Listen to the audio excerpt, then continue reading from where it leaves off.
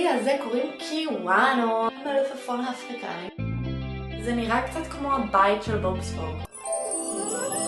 וואו, יו, ג'לי ירוק עם כזה גרעינים בפנים. מי חתך את זה ואמר, זה נראה טעים. אומייגאד, זה כמו סליים. רק שתראו מה אני הולכת לאכול. אני יכולה לעשות את זה. אני יכולה לעשות את זה. כן, אני יכולה. אז בסדר, זה יהיה טעים. זה יהיה טעים.